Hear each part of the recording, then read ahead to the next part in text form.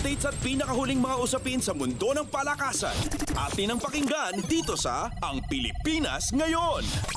Nag-init sa saktong oras si Alex Stockton para gumawa ng puntos at assist at ibigay sa Converge ang 93-91 come-from-behind win laban sa Magnolia sa PBA Season 49 Commissioner's Cup na ginanap sa Inares Center sa Antipolo City. Unang nakapasok ng 3-pointer si Stockton para itabla sa 91 all ang laban pagkatapos silang nadehado ng 20 puntos bago siya nagbigay ng assist para sa game-winning layup ni Justin Arana sa mga huling segundo ng laban. Dahil sa panalo, nabawi ng Fiber Xers ang kanilang pagkatalo laban sa guest team na Hong Kong Eastern at mapaganda ang kanilang record sa 2-1 habang bumagsak sa 1-1 ang Hotshots. Nagtapos si Arana ng may team high 24 na puntos kasama pa ang 7 rebounds habang nakalikom si Stockton ng double-double na may 18 markers at 10 assist, sahog pa ang 7 boards.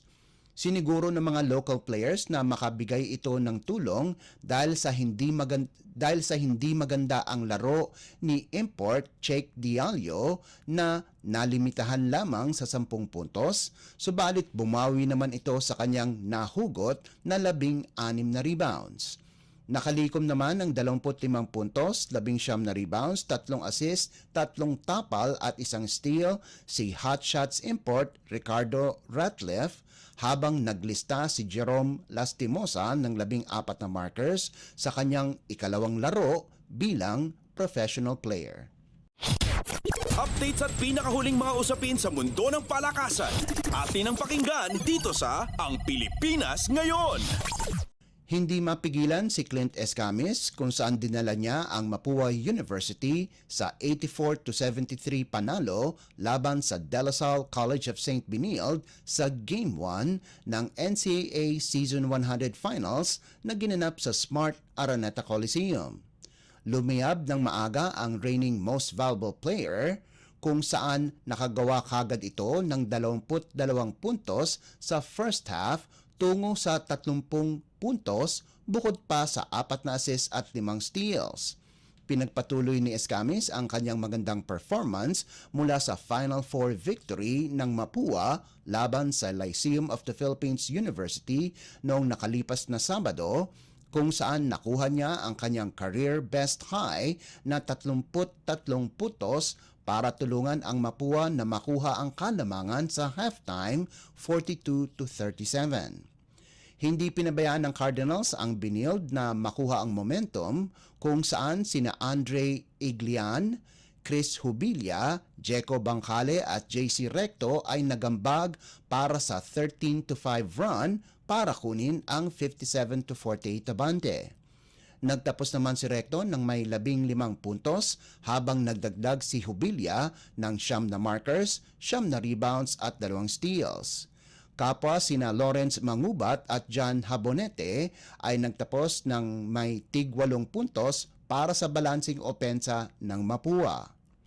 Pinangunahan naman ni Allen Liwag ang CSB sa nagawa nitong double-double na may 18 puntos at 14 na rebounds kasama pa ang 3 tapal at 2 steals habang sina Gab Cometa at Jomel Ancheta ay nagdagdag ng 13 at 10 puntos ayon sa pagkakasunod.